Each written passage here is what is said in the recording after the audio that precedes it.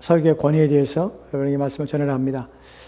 로마서 12장 3절 말씀, 한 절 말씀 가지고 말씀을 살펴보려는데 4절까지 같이 읽은 이유는 4절까지의 내용들이 함께 포함되기 때문에 그렇습니다. 그래서 다시 한번 로마서 12장 3절과 4절 말씀은 천천히 제가 읽을 테니까 여러분들이 무슨 의미인가 한번 생각하면서 말씀을 따라오시기 바랍니다. 내게 주신 은혜로 말미암아 너희 각 사람에게 말하노니 마땅히 생각할 그 이상의 생각을 품지 말고 오직 하나님께서 각 사람에게 나눠주신 믿음의 분량대로 지혜롭게 생각하라. 우리가 한 몸에 많은 지체를 가졌으나 모든 지체가 같은 기능을 가진 것이 아니니. 아멘.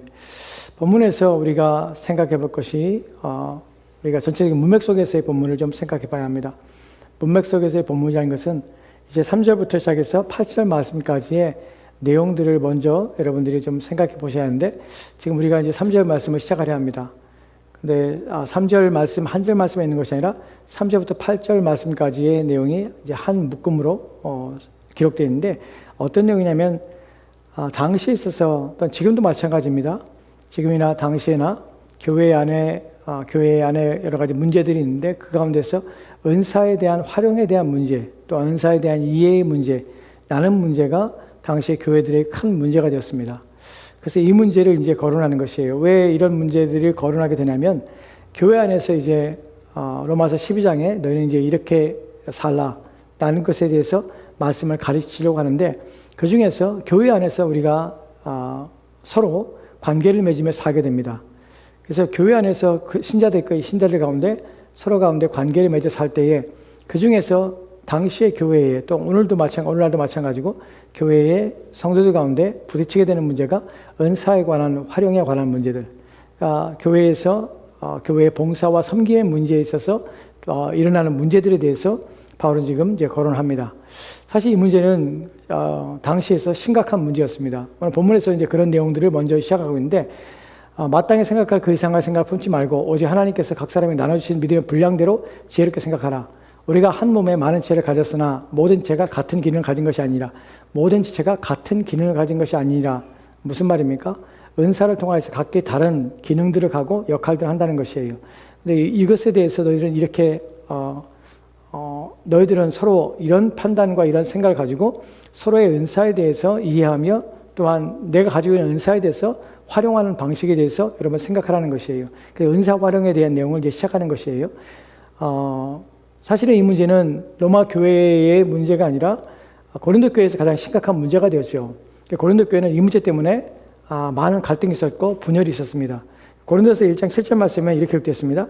고린도전서 1장 7절 말씀입니다. 고린도전서 1장 7절 말씀 같이 들어갑시다. 시작. 너희가 모든 은사에 부족함이 없이 우리 주 예수 그리스도의 나타나심을 기다림이라. 아멘. 본문을 보면 너희가 모든 은사에 부족함이 없이 우리 주 예수 그리스도의 나타나심을 기다림이라 라고 말합니다. 은사에 부족함이 없던 교회가 고린도 교회예요. 고린도 교회는 은사에 부족함이 없었는데 불구하고 이 은사에 대해서 은사로 말미암아서 갈등이 있었던 교회가 고린도 교회입니다.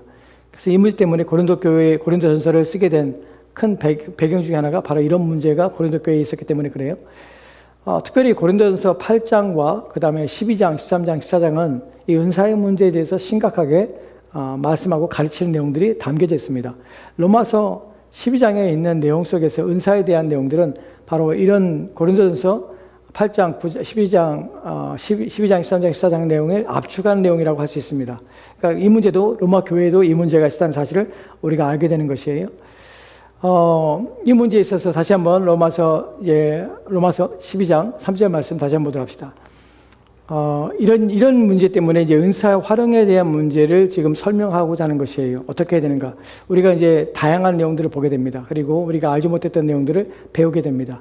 교회 안에서 성도들은 어떻게 서로를 대해야 되는가 하는 문제에 대해서 가르침을 합니다. 오늘 우리가 살펴볼 중요한 내용은 이 말씀 속에서 내게 주신 은혜로 말미암아 너희 각 사람에게 말하노니 라는 부분에 대해서 먼저 여러분에게 말씀을 전하려 합니다. 내게 주신 은혜로 말미암아 라고 할 때에 내게 주신 은혜로 말미암아 바울이 지금 말하고 있는 것이에요. 여러분 어떤 생각을 먼저 드시는지 모르겠는데 내게 주신 은혜로 말미암아 라고 할 때에 일반적으로 은혜로 말미암아 내게 주신 은혜, 내가 받은 은혜 라고 할 때에 그 은혜에 대해서 지금 바울이 말하고 있는데, 받은 은혜에 대해서 이게 어떤 의미로 이 얘기하고 있는가 하는 부분을 좀 생각해 봐야 돼요. 바울이 지금 내게 주신 은혜로, 그러니까 내가 받은 은혜에 대해서, 은혜로 말미암아 라고 할 때, 사람들이 일반적으로 생각할 때 은혜를 받았다라고 하는 것은 자랑하거나 또한 나타내거나 드러내는 입장에서 은혜를 받았다는 표현을 많이 활용하고 사용되는 경향성이 있습니다. 예전에도 그렇고 오늘도 마찬가지입니다. 오늘날 교회 안에서 큰 문제가 은혜 받았다고 하는 자들이 말하는 의미와 의도가 무엇인가 하는 부분에 대해서, 그것 때문에 교회에 의해서 온전치 않은, 또한 교회가 잘못된 방향으로 잘못된 생각들을 가지게 하는 경향성이 있습니다. 구체적으로 말씀드리면 이런 것이에요.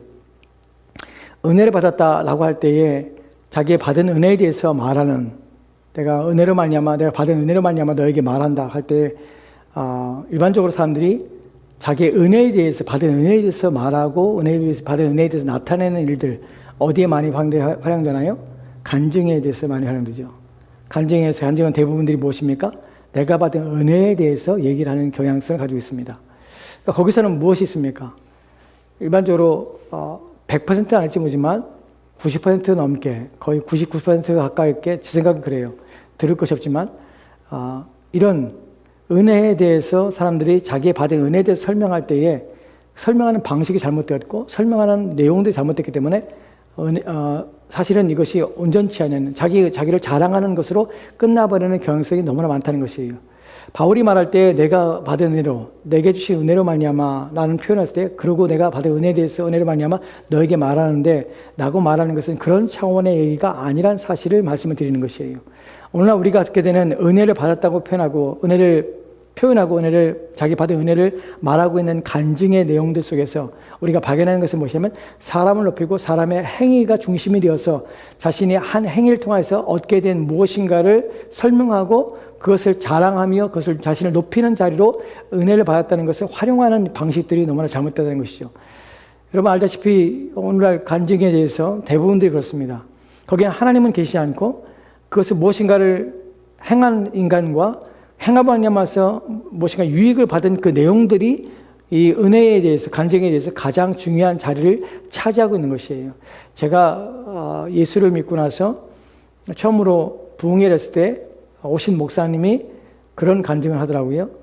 하나님께 구하고 기도하면서 하나님께서 자기를 하여금 복을 주시기를 간구했더니 하나님께서 자기가 산 땅을, 그것이 그 땅이 노른자 땅이 되어서 재개발이 되어서 몇십 배로 그 땅값이 올랐다는 얘기를 하더라고요. 그 얘기를 너무 자랑스럽게 하면서 하시는 말씀이, 하나님 믿으면 이렇게 해도 복을 받는다. 여러분이 하나님을 잘 믿으면, 하나님께 충성하면 복을 받는다. 내가 지금 그 땅이 얼마인 줄 알아? 하면서 막 얘기를 하는데, 그 당시에 거기 앉아있던 사람 중에서 그런 얘기에 대해서 의문을 두거나 그런 얘기가 잘못됐다고 생각하는 사람들은 하나도 없을 것입니다. 왜냐면 다 그 당시에 분위기가 그랬으니까. 나 또한 모르고 앉아서 그런 얘기를 듣고서는 기독교 복음이 저런 것이구나. 하나님이 잘 믿으면 복을 받는 것이구나. 라는 차원에서 복을 받은 사람이 저런 사람이 되는구나. 그 자기를 자랑하고 자기를 드러내면서 내가 이런 사람이야. 우쭐대는 그런 모습들을 보게 되는 것이, 은혜를 받았다고 하는 것이 바로 그런 상태로서 자신을 나타내며 드러내는 방식인가 하는 부분에서 바울이 지금 내가 받은 은혜로 말미암아 너희 각 사람에게 말하노니 라고 할 때에 이런 표현인가 하는 부분에서 결코 그럴 수 없다는 것이죠. 왜냐하면 바울은 결코 그런 문제에 대해서 자기를 나타내거나 드러내려고 하는 표현을 하지 않기 때문에 그래요. 바울은 은혜가 무엇인지를 너무나 잘 알고 있는 사람입니다. 은혜라는 표현했을 때 그 표현의 의미가 무엇인지를 너무나 분명하게 설명하는 분이에요. 그렇기 때문에 우리가 로마서 3장 7절 말씀에 이렇게 기록된 것을 보게 되는데, 로마서 3장 7절 말씀 아래 있습니다. 3장 27절 말씀 같이 들어봅시다. 시작. 그런지 자랑할 데가 어디 있느냐? 있을 수 없느니라. 무슨 법으로냐? 행위로냐? 아니라 오직 믿음의 법으로니라. 아멘. 본문에 보면 바울이 말합니다. 자랑할 데가 어디 있냐? 있을 수 없느니라. 자랑할 데가 있을 수 없다는 것이에요. 근데 바울이 자랑하고 있다고요? 내가 받은 은혜로 말미암아 너희 각 사람에게 말하노니, 자기를 자랑하거나 자기를 높이려고 하지 않은 것을 높이려고 바울은 내가 받은 은혜를 받았다라고 표현하는 것이 결코 아니라는 사실이에요. 사실은 이런 간증들이 왜 잘못됐습니까? 첫 번째는 문제가 무엇입니까? 하나님의 영광이 아니라 사람의 영광을 받으려 하기 때문에 그래요. 또한 두 번째로는 그 영광을 통해서 무엇입니까? 하나님을 배반하고 하나님의 영광을 가로채는 문제가 있기 때문에 그렇습니다. 그래서 우리가 성경에 보면은 위에 있는 누가복음 16장 15절 말씀에 이렇게 기록되어 있는데 누가복음 16장 15절 말씀 보도록 합시다. 같이 읽겠습니다. 시작. 예수께서 이르시되 너희는 사람 앞에서 스스로 옳다 하는 자들이나 너희 마음을 하나님께서 아시나니 사람 중에 높임을 받는 그것은 하나님 앞에서 미움을 받는 것이니라. 아멘. 본문이 말하는 것처럼 사람 앞에서 높임을 받으려고 하는 행위들, 이것은 하나님께서 미움을 받는 행위라는 것이에요. 오늘날 간증에 대해서 그렇게 간증하지 못하도록 만들어야 되는 것이에요. 누가? 목사가 그래야죠. 그런 사람 초청하면 안 되죠. 그리고 그렇게 말하면 중단시켜야죠. 안 그래요. 그리고 그런 사람들 오히려 부르죠. 왜 그럴까요? 왜냐하면 그들을 통해서 보여주고 싶은 기독교가 뭐라고 생각하냐면 예수 잘 믿고 교회에 충성하고 목사에 충성하면 복을 받는다는, 물질적 복을 받는다는 것을 증명하고 싶어하는 목사의 욕망을 통하여서 이런 자들을 강단에 세워서 간증이라는 어떤 시간을 통하여서 이런 일들을 자기를 대신해서 하게 하는 것이에요. 그 때문에 이것은 그 사람도 문제지만 그 일을 하고 있는 목사도 문제인 것이에요. 교회도 문제인 것이에요. 하면 안 되는 것이에요. 안 하는 게 좋은 것이에요.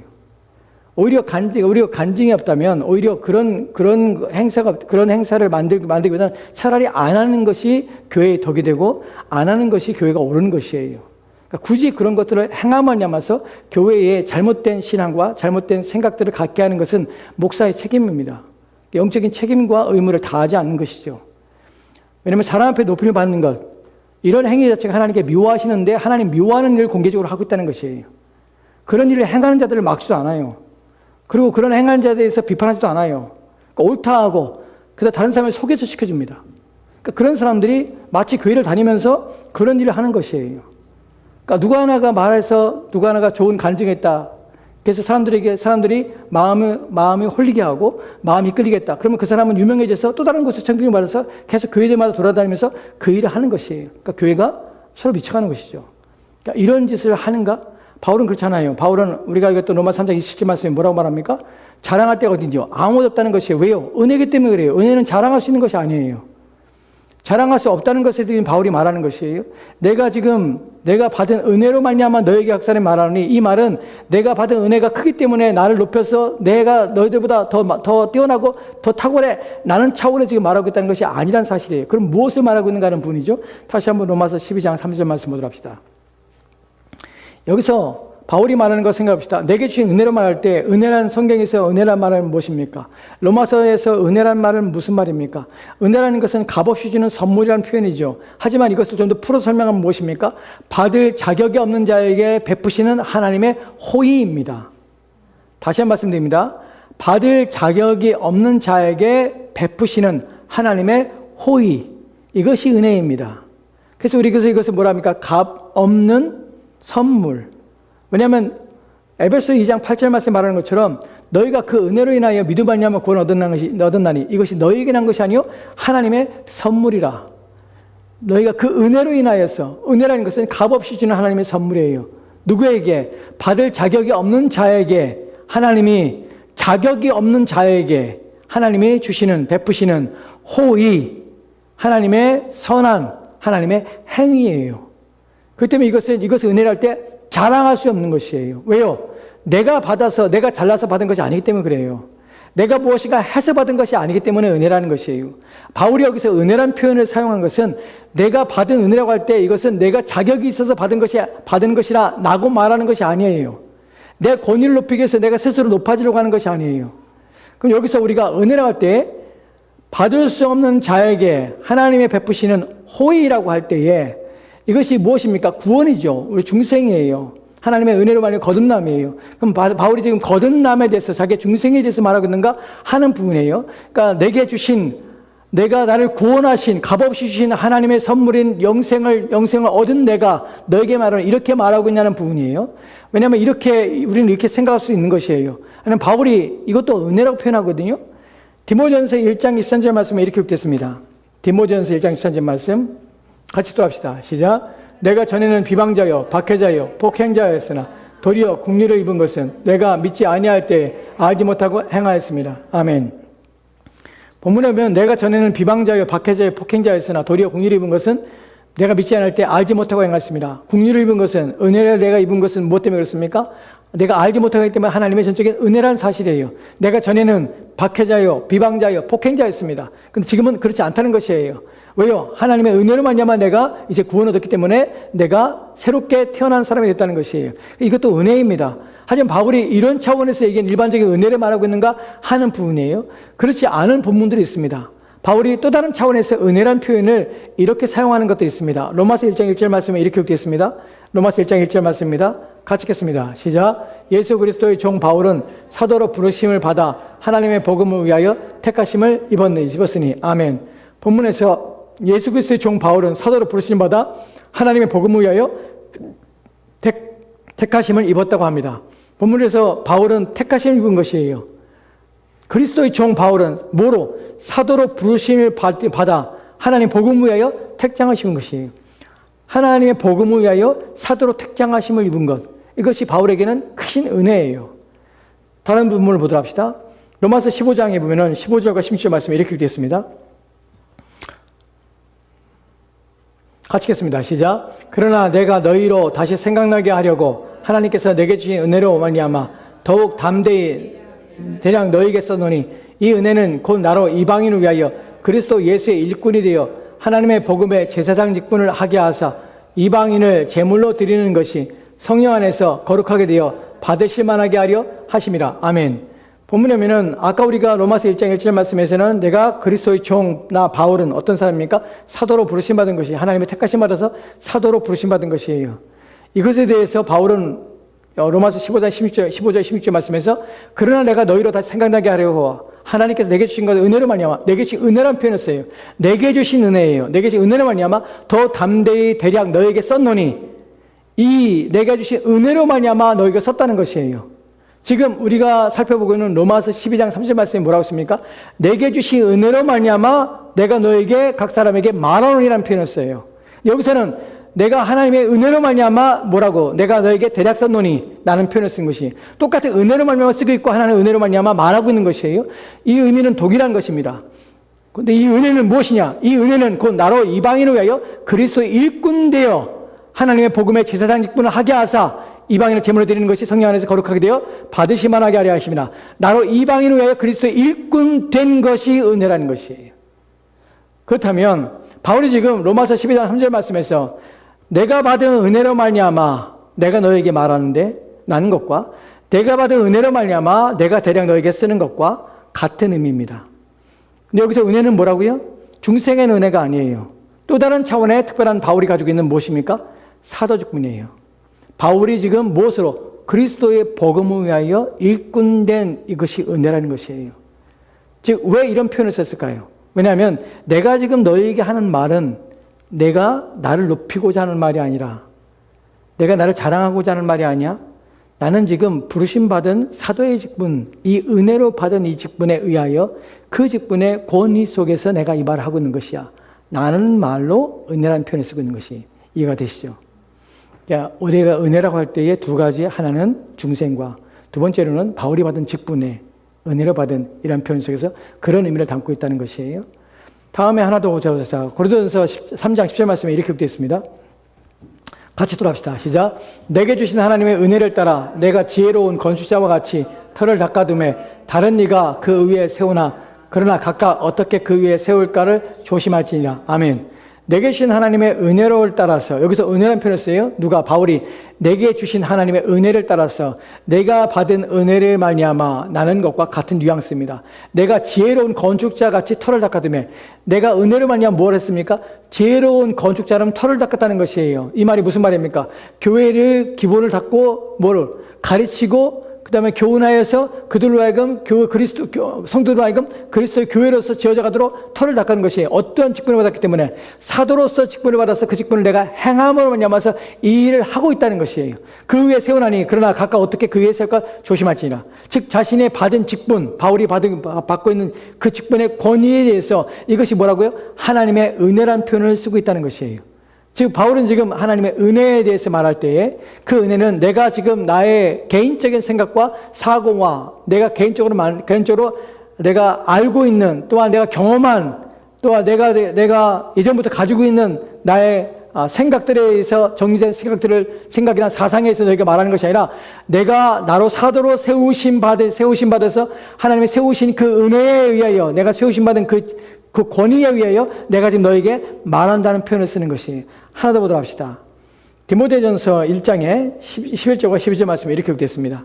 같이 들어갑시다. 시작. 이 교훈은 내게 맡기신 바 복되신 하나님의 영광의 복음을 따름이니라. 나를 능하게 하신 그리스도 예수 우리 주께 내가 감사함은 나를 충성되이 여겨 내게 직분을 맡기심이니. 아멘. 이 교훈은 내게 맡기신 바 복되신 하나님의 영광을 따름이니. 이 교훈은 내가 지금 너에게 디모데에게 말하고 있는 이 교훈, 이 가르침은 내가 전했던 이 가르침은 무엇이냐면 내게 맡기신 바 복되신 하나님의 영광스러운 복음을 따름이라는 표현을 씁니다. 즉 내 말을 하는 것이 아니라 무엇을 따라서 하나님의 내게 맡기신 복되신 바 하나님의 영광의 복음을 따라서 내가 너희들에게 교훈하고 가르친다는 표현을 쓰는 것이에요. 즉 여기까지 우리가 살펴본 모든 내용 속에서 바울은 은혜라는 표현을 내가 말하고 있는 내가 주신 바 내게 주신 바 은혜에 대해서 은혜로 말미암아 내 각사람이 말하는데 하는 것은 내가 지금 말하고 있는 것은 나의 생각과 나의 철학이나 나의 사상이나 내가 이제껏 배워온 모든 생각과 지식이나 하는 것이 아니라 하나님께로부터 받은 바 내 직분에 의하여 내가 그 권위를 가지고 그 영광스러운 복음을 따라서 내가 너에게 가르치고 있는 내용이라는 사실을 지금 말하고 있는 것이에요. 왜요? 왜 그럴까요? 왜냐하면 지금부터 말하는 내용들은 무엇입니까? 성경에 다른 곳에 있는 것이 아니라 은사에 관한 것이 신약 성경 속에 나오는 성령의 은사 속에 나오는 내용들이에요. 그것을 어떻게 말해야 될 것인가 하는 분에서 너희가 바울의 교훈이야 라고 생각하지 말라는 것이에요. 저 사람의 철학이야 라고 생각하는 것이 아니에요. 무엇이야? 하나님께로 받은 바 교훈이야. 하나님께 너에게 주시는 하나님 말씀이야 라고 자신을 높이는 것이 아니라 하나님 말씀의 권위, 말의 권위가 하나님부터 나오는 것을 인정하라는 것이에요. 그래서 하나님 말씀에 의하여 너희가 교회 안에서 어떻게 행할 것인가를 주의하여 행하라는 말을 하는 것이에요. 이제 우리가 생각해 볼 것은 설교의 권위가 어디로부터 오는가 하는 부분이 오늘 이제 마지막 우리가 생각할 부분이에요. 바울은 지금 내가 받은 은혜로 말미암아라는 표현을 썼습니다. 이 표현이 어떤 의미냐면 이 교훈은 내가 가르치는 교훈은 하나님의 영광의 복음을 따라서라는 표현을 쓰고 있어요. 영광의 복음을 따라서라는 말은 무슨 의미냐? 따르다는 것은 따름이라는 것은 어떤 의미냐면 영광의 복음을 향하여라는 의미예요. 영광의 복음에 의하여라는 뜻이에요. 무슨 말입니까? 모든 가르침은 영광의 복음을 향하여, 그다음 영광의 복음에 의하여, 그것에 의하여 나타나는 것이어야 된다는 것이에요. 여기서 모든 설교의 권위는, 모든 교회의 가르침의 권위는 어디 나오냐면 하나님의 영광의 복음을 따라서 복음에 의하여 나와야 한다는 것이에요. 이 말씀을 좀 이렇게 설명해 볼게요. 여러분, 목사의 설교의 권위는 어디서 오는 것입니까? 목사의 인격으로부터 오는 것입니까? 아니면 목사의 지적 능력으로부터 오는 것입니까? 또는 목사의 말의 능력에서부터 나오는 것입니까? 즉 설득력 있는 말로 통하여서 목사의 권위가 나타나는 것입니까? 그럼 어디에 목사의 설교의 권위가 어디로부터 오는 것입니까? 본문은 명확하게 우리가 말씀하는 것이 무엇입니까? 영광의 복음을 따르고 있는가? 영광의 복음을 향하고 있는가? 하는 부분이에요. 목사란 직위는 제도를 통하여서 일정한 교육을 받고 안수를 받고 그리하여 목사가 됩니다. 목사는 설교하는 사람입니다. 가르치는 장로라고 합니다. 설교라는 말이 무엇입니까? 설교라는 것은 한자적인 의미는 설득한다는 것이에요. 이해하도록 설명해서 그래서 가르친다는 의미가 한자적인 의미지만 기독교 안에서의 설교라는 의미는 종교적인 교리를 그것을 가르치는 것을 설교라 합니다. 그래서 우리 기독교 안에서는 설교를 하나님의 말씀, 교리적인 부분을 가르치며 교리적인 부분을 설명하는 것이에요. 설교가 그렇다면 설교의 본질은 무엇입니까? 본질은 하나님의 말씀, 교리를 바르게 가르치는 데 목적을 둬야 되는 것이에요. 이 말의 의미는 공식적으로 위임받아서 이 자리에 서서 말씀을 전하는, 강단에서 말씀을 선포하는, 말씀을 전하는 또는 설교하는 모든 목사의 설교는 권위가 있는가 하는 부분이에요. 강단에 있어서 정해진 자리에서 또한 설교라는 방식을 통하여서 또한 권위를 받은 목사가 강단을 통하여서 말하는 모든 것은 설교로서의 권위를 자동으로 부여받게 되는가 하는 부분이에요. 여러분, 그렇지 않다는 것이에요. 제도에 의해서 강단이 무엇입니까? 말씀을 선포하는 자리죠. 강도권이라는 것이 뭐냐면 말씀을 선포하는 권한을 강도권이라고 그래요. 목사에게는 강도권이 있어요. 강도권이라는 것이, 그래서 제가 한국에 몸담고 있었던 합동 측에서는 강도사라는 제도가 있어요. 전도사 위에 강도사라는 것은 강도사 고시를 패스해야 강도권을 줘요. 강도할 수 있는 것은 설교를 할 수 있는 권한이에요. 목사는 아니지만 목사를 대신해서 설교할 수 있는 권한을 받은 자가 강도사예요. 저도 4년 동안 강도사였는데, 설교를 전할 때에, 설교한다고 할 때에 그 설교는 모든 설교가 권위를 갖는 것은 아니라는 사실을 우선 여러분 전제하셔야 됩니다. 무슨 말인가 하면, 설교는 무엇이어야 하는가, 설교는 권위는 어디서부터 오는가 할 때에 설교는 하나님의 영광의 복음을 따라서 복음을 향하여 나아가는 것이, 그것이 설교라는 것이 성경의 정의이고 가르침이라면, 그럼 모든 설교는 어떻게 됩니까? 하나님의 영광의 복음을 따라서 말해야 되는 것이에요. 그럼 설교의 내용은 무엇이 됩니까? 하나님의 복음이어야 되는 것이에요. 그 목사의 설교는 항상 이런 방식으로 나타나며 드러내야 되는 것이에요. 그래서 사람들이 생각할 때 목사님의 설교가 딱딱하거나 또는 목사님의 설교가 좀 유머러스하지 않거나 목사님의 설교가 좀 사람들이 편하게, 세상 사람도 편하게 이해할 수 있는 용어를 사용하지 않거나 하는 문제가 목사님의 설교에 권위가 있거나 없거나의 문제가 아니라는 사실이에요.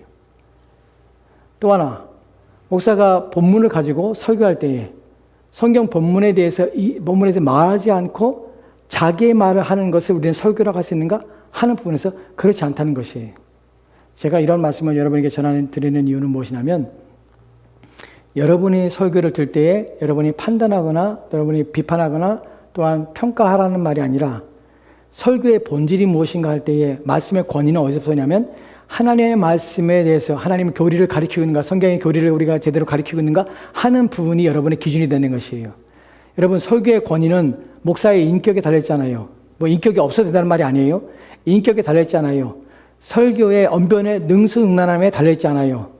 또한 설교는 사람의 지식에 깊고 넓음이 있는 것이 아니에요. 하나님의 말씀의 권위는 어디서 오냐면 딱딱하고 또한 투박하며 세련되지 않은 용어를 사용하고 할지라도 어디서 오냐면 하나님 말씀 자체의 복음의 본질을 가지고 있는가, 그 복음을 전하려고 애쓰고 있는가, 그 복음을 파헤치고 그 복음을 나타내며 드러내고 있는가, 그 복음을 향하여 나가고 있는가 하는 부분이 설교의 권위요, 우리가 들어야 될 설교의 내용이라는 것이에요. 여러분이 그런 내용 없이 여러분이 사람의 귀를 즐겁게 하고 또한 여러분의 마음을 편안하게 하고 여러분을 즐겁게 하는 내용들은 설교가 아닐 수 있다는 것이에요. 목사가 권위 있는 자리에 서서 말씀을 전하고 있지만 그 말씀이 하나님의 복음의 영광의 복음에 향하여 가지 않고 있다면 그것은 사람의 말이지 하나님의 복음이 아니라는 사실이에요. 제가 처음 중생하고 처음 섬겼던 교회에, 제가 처음 다녔던 교회에 그 목사님이 설교가 어땠냐면 철학적이었어요.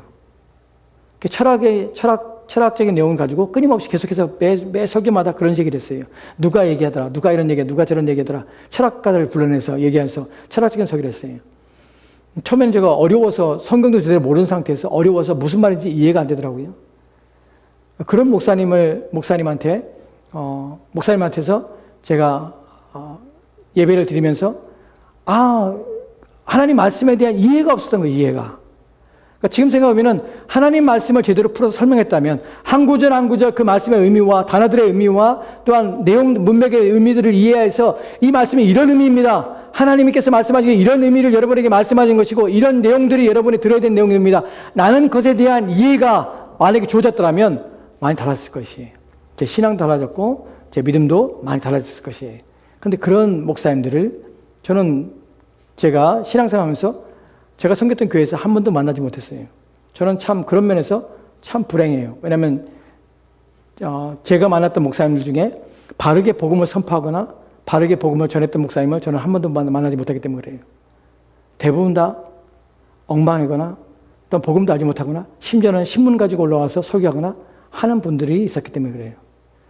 여러분에게 말씀드리는 이 내용 속에서 중요한 것은 바울이 지금 어떤 것이냐면 어떤 것을 말하고 있냐면 말씀의 권위에 대해 말하고 있어요. 내가 너에게 말하는 것은 나의 지식이 아니야. 나의 생각이 아니야. 무엇이야? 내 교훈은 무엇입니까? 하나님의 영광의 복음을 따라서 너에게 지금 말하고 있는 것이야. 라는 차원에서 지금 말하고 있다는 사실이에요. 이것이 우리가 로마서 12장 3절부터 이어지는 내용 속에서 우리가 우리 마음속에 가져야 될 자세예요. 우리는 무엇을 듣고 있습니까? 하나님 말씀을 듣고 있는 것이에요. 사람의 말이 아니라 하나님의 음성을 듣고 있는 것이에요. 이런 말씀의 권위가 어디서 오냐면 하나님의 말씀이 기록된 말씀 속에서 우리가 그 권위를 갖는 것이에요. 저와 여러분이 하나님 말씀을 읽을 때에 그 말씀의 은혜를 받는 이유 무엇입니까? 그 말씀이 화려하고 그 말씀이 표현력이 있고 그 말씀이 어떤 논리적이고 하기 때문에 은혜 받는 것이 아니라 그 말씀이 하나님의 말씀이기 때문에 그 말씀이 하나님 말씀의 역사하시는 성령을 통하여서 그 말씀에 있는 자들이 마음에 감동되기 때문에 그런 것이에요. 저와 여러분 성경을 날마다 읽을 때에 하나님 말씀 옆에 은혜를 받는 이유는 무엇이냐면 그 말씀이 하나님 말씀이기 때문에 그 하나님 말씀으로 받기 때문에 은혜를 받는 것이에요. 그 말씀을 읽을 때에 하나님 말씀으로 받고 받을 때에 하나님 말씀을 받게 하시는 성령의 감동하심이 우리 마음속에 있어서 그 말씀을 읽을 때 우리 마음에 큰 울림이 있고 우리 삶을 변화시키는 것이에요. 저는 믿습니다. 무엇을 믿냐면 하나님 말씀은 능력이 있다고 믿습니다. 하나님 말씀 바르게 선포하면 바르게 증거하면 어떤 사람에게 하나님의 역사하시는 그 사람에게 하나님 택하신 그 사람에게 반드시 하나님의 크신 놀라운 일들을 이루셔서 그의 마음과 생각을 바꾸시고 변화시킬 것이라는 믿습니다. 왜냐하면 저 또한 그렇거든요. 여러분도 하나님 말씀을 들을 때에 그런 자세와 태도로 들으시고 또 하나님 말씀을 분별하시기 바랍니다. 그래서 하나님 말씀은 무엇이냐? 설교의 권위는 어디서부터냐? 하나님 말씀이 향하고 있는가 하는 부분이에요. 무엇인가 여러분 들을 때에 이것이 옳은 설교인가 그런 설교인가 하는 것이 내 마음에 맞는구나 내 생각과 일치하는구나 하는 것이 아니라 하나님 말씀의 근거에서 그 말씀에 대한 이해를 통해서 그 말씀과 부합하기 때문에 그 말씀이 그 하나님 말씀을 향하고 있기 때문에 그것이 내게 은혜가 되어야 되는 것이 그럴 때에만 하나님 말씀이 되는 것이 설교는 하나님 말씀에 부합할 때만 그 말씀을 온전히 파헤치고 그 말씀을 전할 때만 설교가 되는 것이에요. 그래서 설교 가운데 설교를 하지만 설교 가운데는 하나님 말씀이 아닌 것들이 너무나 많을 수 있다는 것이에요. 여러분 부디 하나님 말씀을 사모하시는 자들이 되셨으면 좋겠습니다. 하나님 말씀을 사모하십시오. 그 하나님 말씀을 알게 원하십시오. 하나님 말씀을 듣기 원하십시오. 자꾸 하나님 말씀을 듣다 보면 하나님 말씀을 깨닫게 되고 깨달으면 마음의 변화와 새롭게 되면 경험하게 됩니다. 이것이 하나님 말씀을 들어야 될 이유와 왜 바울이 이런 표현을 쓰고 또 우리가 하나님 말씀에 대해서 말씀이 어디로부터 오는가 하는 것을 배우는 이유입니다. 부디 저와 여러분 이런 신앙을 가지고 하나님 말씀을 통해서 여러분 신앙과 이런 믿음을 성장시켜 나가시기를 바랍니다.